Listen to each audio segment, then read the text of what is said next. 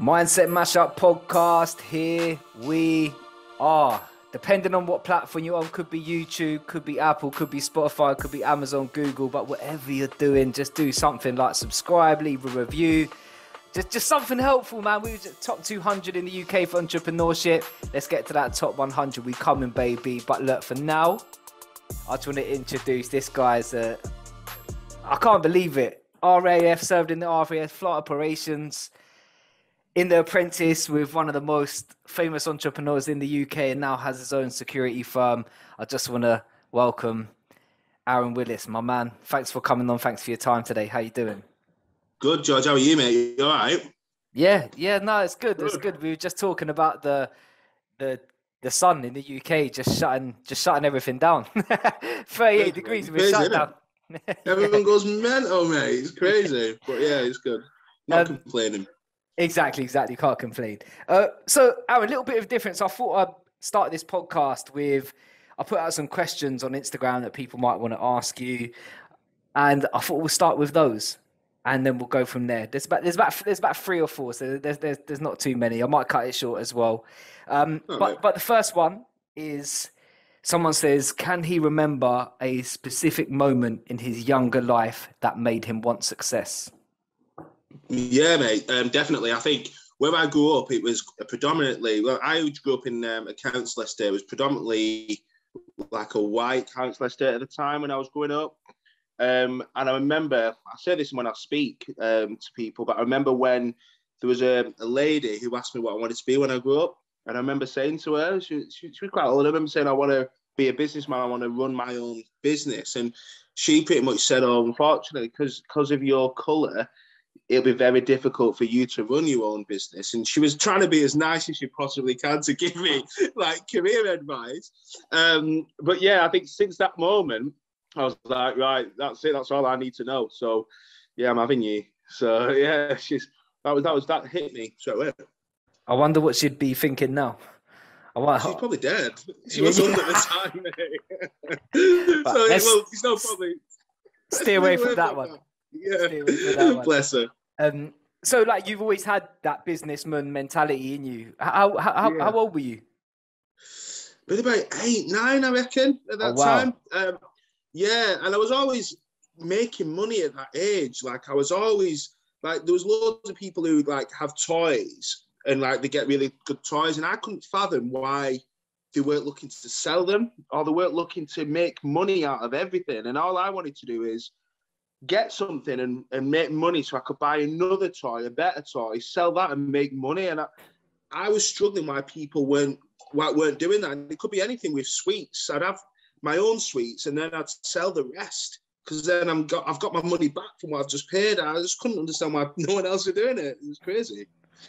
That's crazy how young. So that started from 7, 8 years old. You just on the side hustles.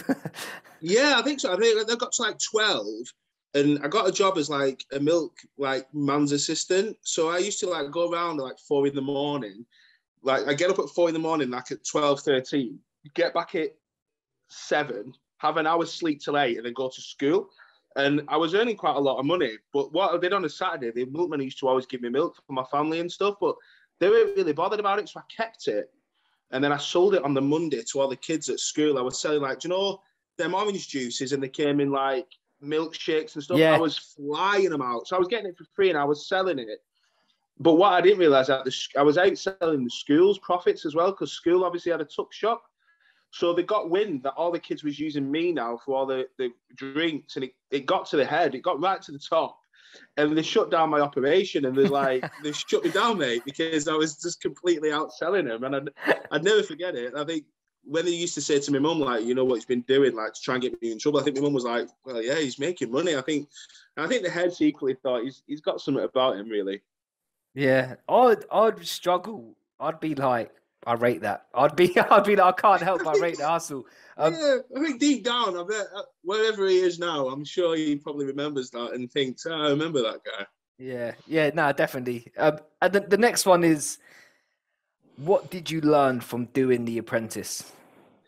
That's a really good question, because I learned quite a lot. I think the first thing I learned was respect other people from different backgrounds and different skill sets. Because with me in the military, I was surrounded by people who had the same skill set, really, or roughly. And we all had the same kind of ethos. We all did that. So when I'm working with civilians now, we now have a different mentality. We all don't like to be direct, or we don't like to, it's different. So what I had to learn really quick is how to respect other people in terms of listening to their ideas a little bit more, how to approach them a little bit more. And I think episode 1, George, was in particular, I was quite direct to people who I thought was letting the side down, which they did, and they'll be the first to know that. But instead of like probably being a bit more diplomatic, I kind of called them out and said, like, listen, you need to switch on, get a grip, because you completely lost this task force. In civilian world, they don't like that. I've touched on that. They don't like us direct. Yeah. So that got me learning a lot. And then I think when it came to the toothbrush task, where I think one of them asked me, I think it was Superdrug, asked me, would I change something? And I was so arrogant in my ways where I'm like, nah, even though the product was crap, I was like so proud of it. I'm like, no, I'm not going to change it. And I think The Apprentice made me feel that you have to pretty much willing to negotiate, really. You have to learn that if a customer wants something changing, or a buyer, then you can't give everything away, but you've got to pretty much lower your guard a little bit. I learned a lot from that, feeling. And I suppose that's something in the military that you wouldn't negotiate too much on your stance. So I can see how that would be like a learning curve, because I know as well, just going back to like the more military side, I know there was a lot of articles online about like, Aaron's like bullying people and stuff, and it says like he doesn't hold back on punches. Yeah. And do you know what though, Aaron? Personally, I don't mind that approach, like from not just like from someone receiving that. Do you know what I mean? Because sometimes I like knowing where I stand with people, and that approach sort of like sits with me. But I can also understand why it's not for everyone. I think the bullying thing, I think that article was the one that really, because I had two options there. I could have very easily hit out and give the journalists a little bit more, or have a bit of dignity, and I knew the truth. And the people who did the story, which they know who I am, it's all in the public domain, knew the truth as well. It wasn't a case of I were bullying. I was pretty much telling them. Like, for instance, the people that wrote the article, if you can dig it out, but on that it goes on that first episode on the cruise, where the person who went, which one don't need to, it was Harry and somebody else. There was a clip, and it was on You're Fired as well, that they was doing My Heart Will Go On, a Titanic scene. This is where, and I was looking, I couldn't fathom that. I can't understand that. We're in for £250,000, and we're all businessmen. I'm looking to the side, and there's people reenacting Titanic scenes. That to me is not what I would feel acceptable. Yeah. So I could have done two things. I could have let that alone, or I can call you out on it, and I can say, like, listen, you need to get a grip. At the end of the day, we lost the task. It weren't because you was acting a fool on the ship, because we made a horrendous logo, but it's the mindset of you not taking ownership of that. And that's what I didn't like. They didn't take ownership of the mistakes. With me in the toothbrush, I took ownership. I made a crap product, and I knew about it, and I admitted to that. But don't do anything else. So a lot of people may have said, "Oh, you bullied me," but I didn't. And it was most frustrating. I called people out for what I thought was. And I think if you look at sport, Roy Keane's really good at it at the minute, and he's a hero for it, because he calls people out. You always say, well, there's no one like Roy Keane anymore. There's no leaders on the pitch. And then there's someone who does it on TV and is a bully. So it's very difficult. But I'll not hold back if I thought someone was letting the team down, and that's what I did. And I think that's, again, I'm like, this is the sort of stuff that I think needs to be spoken about, because I feel like my podcast is big enough but small enough to get the message and not be cancelled about it, because like it's like candor, isn't it? It's called candor. Like, and I think we do need a degree of calling people out for their nonsense, or at least having the freedom to be able to do it and get educated if you're in the wrong about it, you know, because as I said to you earlier, I like being in the wrong, and I think in business, and to be fair, like sports, in life, if you're up to no good and someone calls you out on it, that's a good thing. Like, as you said, like Roy Keane's out there doing it, Yeah, and I feel like that's how. What I'm saying is, I feel I'm more on your side with it. I think that there's yeah, nothing wrong with calling people out, especially when it's to do with the things that you're discussing when you're in competition and your team's there. I feel like part of your responsibility in a team is to hold your yeah. other team members accountable as well.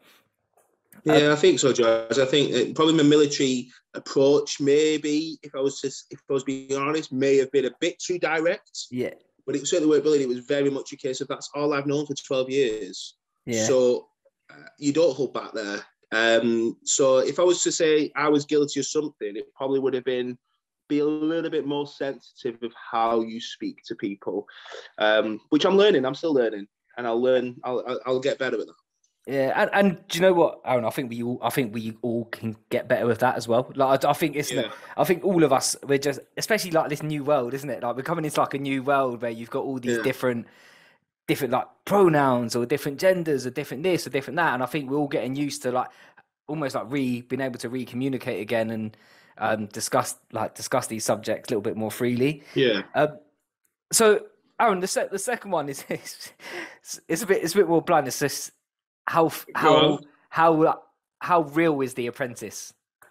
Yeah, I get that a lot. I like all the time, and I'm not in contract with the Apprentice. I don't get paid for them to be Yeah, honest. I will be honest with you. It's real, and it is 100% real. And I think maybe people think this can't be real because how are people that stupid, or how are people making them decisions, or how. I do get it because it's very, very like year after year, people are making stupid mistakes. But hand on heart, it is such a real program. You get up at 4 o'clock. You have half an hour to get ready. You work till 12 midnight that day. You're on the boardroom, which is a lot longer than what you see. You're under serious pressure. You can't talk to family. You can't use a phone. You don't know what time it is. It's all real. From the minute you wake up, you are under pressure. And yeah, I get that question a lot. And I cannot stress enough. And the reason we may probably make mistakes is because we're under so much pressure. We're under so yeah, much time pressure. If we get something to do, you've got 5 minutes to think of a product. That's time pressure because then you've got other people chipping in with their ideas and you're going to make mistakes, else it won't be The Apprentice. Yeah, surely. and And you that's got it. your reduced sleep as well. Like obviously Yeah, 4 hours kip. That's it's a tough relentless, one. man. Okay, yeah, I bet. I bet. It's I, tough. and I just want to move on. Like there was a couple more questions. Maybe we'll come back to them at the end. But there's some other things that I want to speak about because you mentioned something which I'm super passionate about. Like the name of the podcast is Mindset Mashup. You mentioned about mindset earlier on, Yeah. and I just want to know from your perspective, Aaron, as a businessman, even in the military, how important is mindset to doing what you do and how you do things? Do you know what, mate? I think it was only 2 years ago, maybe a year ago, that I've actually focused on mindset and reading it and studying about it. Because you live in the military and you've got no other option but to go along with this bubble and to go along with what you get told in these orders. And there's no left or right. You listen to that order, you do it, you comply with it, that's done. That can play with someone's mindset because they have no control over it. They have no control of what they eat sometimes or when time they get up or what they wear. Now, with negativity and positivity, that's my mindset at the minute. And I do my best daily to make sure I'm in the right mindset, to make sure I can do, whether it's a daily task or put myself in that position. And I can tell you I'm probably the most positive person. I have a chance where I try and make positive out of everything. I'm not just saying that because I don't need to. I try and have the most positive outlook on anything. And that's why when something bad happens, I never feel under pressure because I know it's going to work out all right. I've trained my mind to know that my mindset is just constant positivity all the time. And I feel bulletproof about it. I really do. I don't feel there's nothing that can affect me now because of that. How's that changed the results that you're getting in your life? Massively. I think, and I always used to think like, is it what you may call it, law of attraction or manifestation, whatever you want to call it. I just thought it was just, I didn't really truly believe it because I'm a guy from a council estate in Bolton and I'm quite of a lad's lad. I didn't think But do you know what, George? I actually started to get into that. I have a mindset of where I feel I belong in that particular life. And I do talk about it, and it's actually working. And it's a case of, whenever I used to when I got out of the Apprentice or whatever, I always wanted to think of what life I wanted to do and what life I wanted to lead. And I started to live that life and believed that I lived in that life. So then it just seems to work now. And it just seems to be that that's the life that I'm in. And I could be better, but and it's not always about possessions or anything. It's about how happy I want to be. And that's the more important than anything, of how happy I want to be, and how I'm living my life is due to how I've created it for myself in my mind. Everything that I've wanted to achieve, I'm achieving it now because I've told my mind that I'm going to do it. It's so strange. It really is. Do you think it's so? Sorry, what did you say then? No, that was good, mate. No, that was it. I was just going to say, I suppose in our life, ultimately, what we tell ourselves on a constant basis is what we end up getting the result of. And I think when you're feeding your mind good stuff rather than bad stuff, that's what you reap, because it works both ways, right? Like, it works if you tell yourself negative stuff, that's what it will produce. But the same with positive. And it's a little bit more nicer just saying more positive shit to yourself, to be fair, isn't it? It really is. Honestly, it really, really is. And why shouldn't you? Why shouldn't you realize that you're no matter what you're doing, you're enough. Like, you're doing enough. And you see a young single mum who, you look at her on the outside and you probably think she's really struggling. She's doing whatever. And she probably thinks, I want a better life. I want this, that, and the other. But she's doing enough. She's doing enough, and she is enough. And I think the more people realize that you are enough of what you're doing, and you're a human being, and you deserve the most happiness, and you need to get into your mind that you deserve that. And what I do, and I say it to the kids, and they don't do it because why would they? But I always say, like, think of like 3 good things before you go to bed about yourself.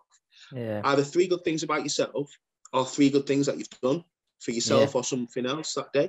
And I don't want them to tell me. Because then it becomes something like a chore that they have to do. I always want them to think, right, what have I done today? What 3 good things have I done today? What have I helped? What things have I done to help people? And what good things about me? And then that's it. Because I do it, and it works. Well, I think that's perfect, because I think often what we like to do as humans is overlook all the good things that we've done, and overlook all the good things about us. We're much more focused on comparing ourselves to this person on Instagram, comparing ourselves to this person on Facebook, or where this celebrity is and why I'm not there. So I think just having that reminder is a good place. I'm glad you said that, because hopefully people that are listening will be able to implement that, because that's something nice and easy, right? You could just 3 things before bed. It takes like a minute. You can just do that in a minute. Yeah, you can do, George, and I think that's the key. Just appreciate yourself. Yeah. How's that helped you in business? It's helped me be more ruthless, I suppose, but in a good way, because I know my worth. Whereas before, say that I had a contract and they'd ask me how much that contract will be if they want my business, or I wanted their business, I'd probably lower my guard and give them something. Yeah, I'll do it for that price in order to get the business. And what I've learned is I'm not afraid to say no, because I know my worth. So I know if my time, whether it's if I get paid for a speaking role, or if I get paid on my security business, if they want a contract and they want to know how much it is for that particular contract. Whereas before, I used to like kind of squint when I give them the price. Whereas now I'm like, this is the price. This is how much my services are, because my service is better than the person's next door. So I'm very confident. And if you don't want that price, then that's fine. I'm more than happy to move on. I'm more happy for me to say no now, because I know my worth and I know what my service can provide. That's helped me massively with that mindset, because I get more business now than I used to. So the mindset has helped you. You said the mindset has helped you with your confidence, or helped you become okay if they say no? Bit of both, George. It's helped me because I know what I'm worth. Yeah. So if they turn around and say, well, your prices are too expensive. Well, my price is too expensive. Yeah. Then that's me. That's fine. And I wish you the best of luck. But at the end of the day, for my service, this is what I value me and I value my staff. if you want to go somewhere else, they probably value their staff and themselves slightly different. That's fine. But for me, so it's helped me in terms of I'm not scared to realise my worth. So it does give me confidence, I suppose. Yeah, if that makes sense. Yeah, no, that makes perfect sense. So so you come out of the Apprentice.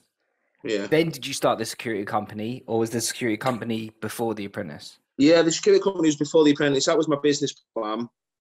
It was still very new, so to speak. My original business plan was to provide security for homes around the country. Well, for like the middle class, upper class homes, so to speak, if you like, who have a lot of assets, who spend a lot on security cameras, or who are away a lot of the time on business. And my idea was to provide overnight security to these particular people.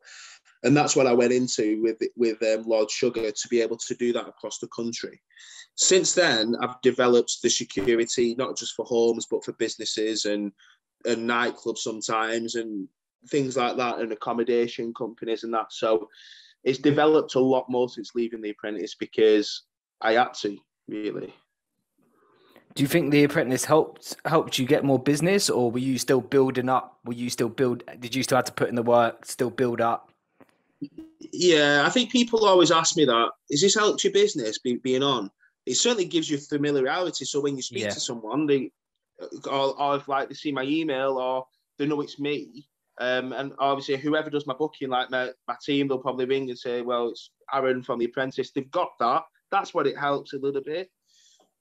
But I don't think I get a special treatment for it. If anything, I have to work harder. Yeah. I really do. I don't think it doesn't turn your business around.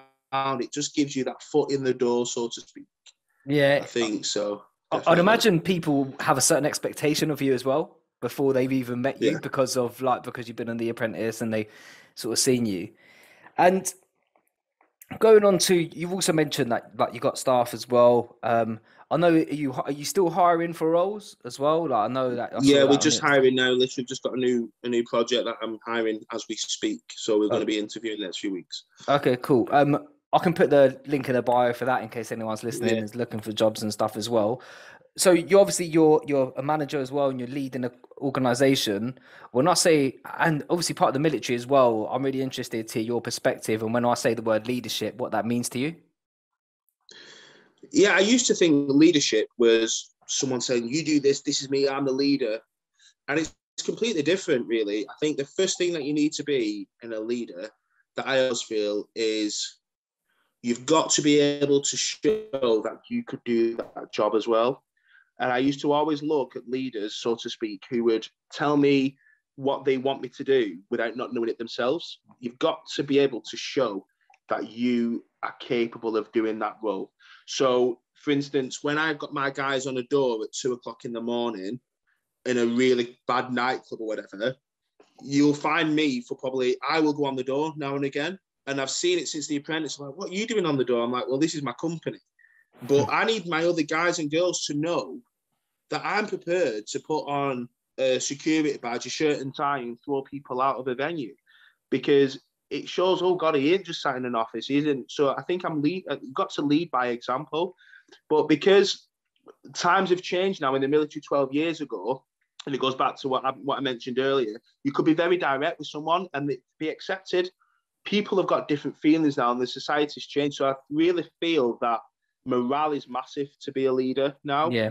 You got to your staff are your business. And I'm not just saying that, they really are. Yeah. So being a leader, I think, is making sure that there's a hierarchy there, obviously, but try and get to their level and try and have a beer with them and try and have a laugh with them. Try and be on their side, because they're working for you. So you've got to look after them. It's like, I don't know, I'm thinking of an analogy, but a car, you service a car, so it's going to keep looking out for you. So why not look after your staff and do the same? Like, why not treat them the way that you treat your car or your house? Because without them, you ain't got a business. Without you servicing, your car's going to break, all that kind of stuff. So you've really got to look out for these guys. You really do, and girls. It's just impossible not to now.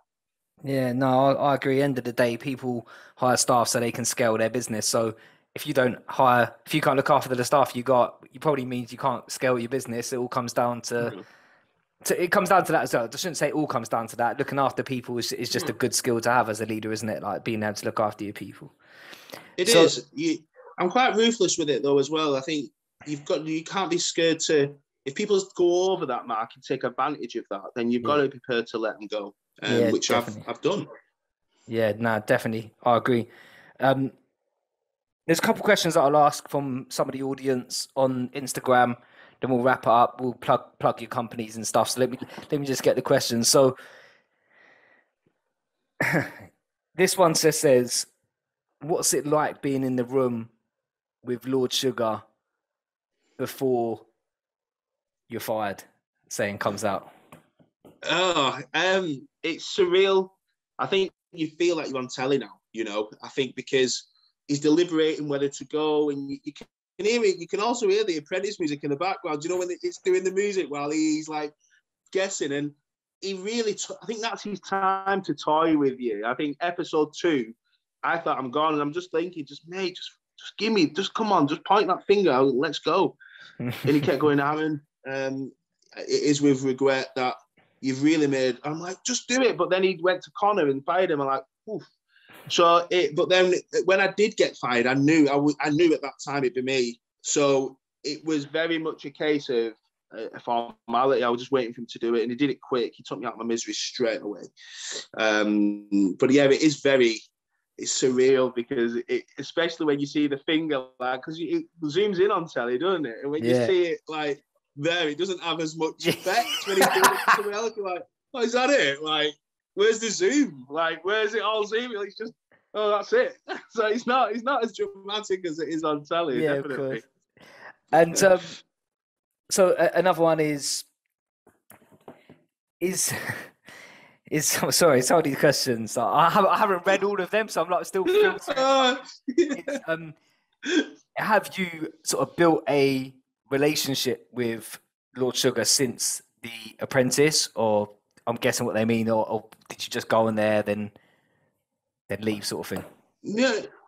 Yeah, there's no relationship, so to speak. He's busy, and obviously he's with Harpreet, his business partner. However, one thing that he does, and one thing we do know, is that for people who've taken part on the show, he is open to help you.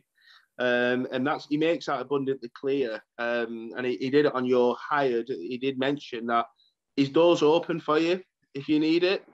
I've never took do you know what I mean? I've took it in terms of thinking, well, if I really, really need it, then I will. At least it's nice to know that you've got that really with him.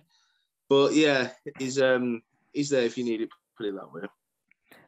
I like this one. This one's a good one. What made you decide to do it? Mate, I thought it'd be dead. Honestly, I thought it'd be pretty easy, this. I thought, like, these guys are making so many mistakes in the previous episode. I'm going to go on this and win it. I just realised how hard it was, but I went on it because I loved the show. I loved it. And I always thought, if I go on it, what business am I going to do? I wanted to go on it before I even had a business. So it's like my favourite show on telly. So I knew I'd go on it eventually. Definitely. But yeah, I thought surely this is easier than it looks. It wasn't. Have you watched your season back? Yeah, because we don't watch it till you guys watch it. So we don't know what's going to come out. So I watched it every night, every week, like you guys did. I haven't watched it since.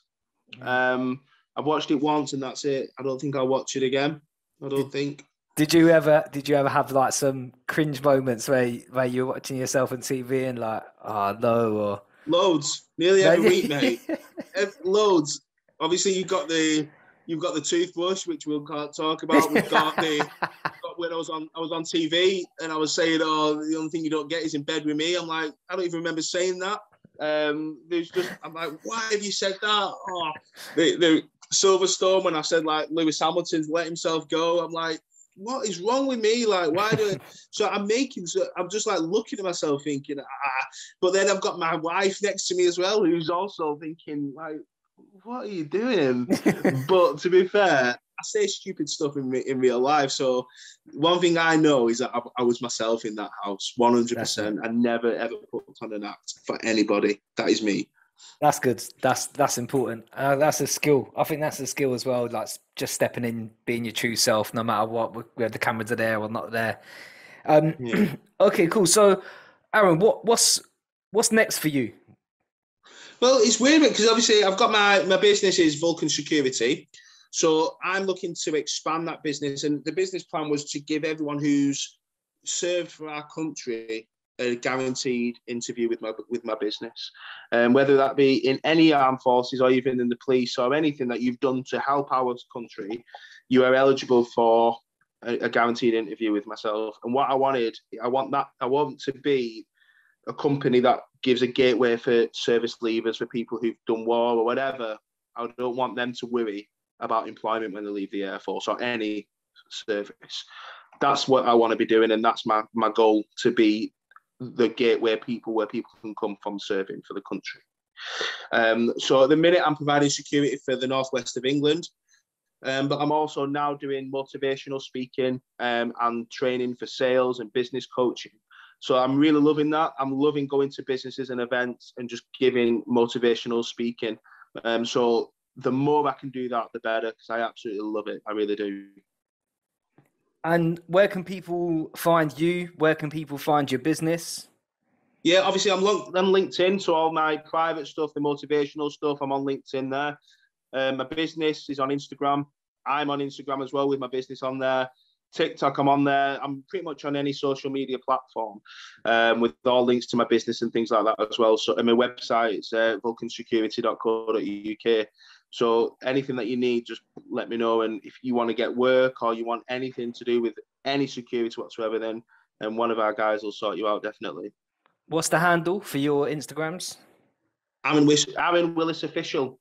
Verified now, George, apparently. I know, yeah, I know. I know, that's good. That's good. It's good look. So what about the Vulcans? Is it just at Vulcan Security? Yeah, mate, yeah, good. But I've got a link tree as well on there. So that'll all be on there as well, mate, on my Instagram handle, the actual Aaron Willis Official one. And just before we wrap up, the audience is young entrepreneurs, people that are working on their mindset, all the things that we discussed during this. If there's one last message that you can give them, what would it be? What I would say to the young guys is don't rush into anything. Just completely stay true to yourself.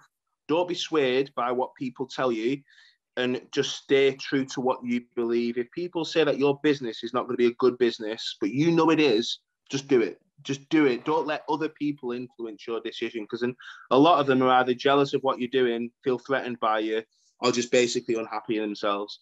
So stay true to yourself, and then at least you give it a go on your terms and nobody else's. Let's go. And if you're still here, don't forget to subscribe, leave a review on the channel. But right now, see you next week. God bless. Let's go.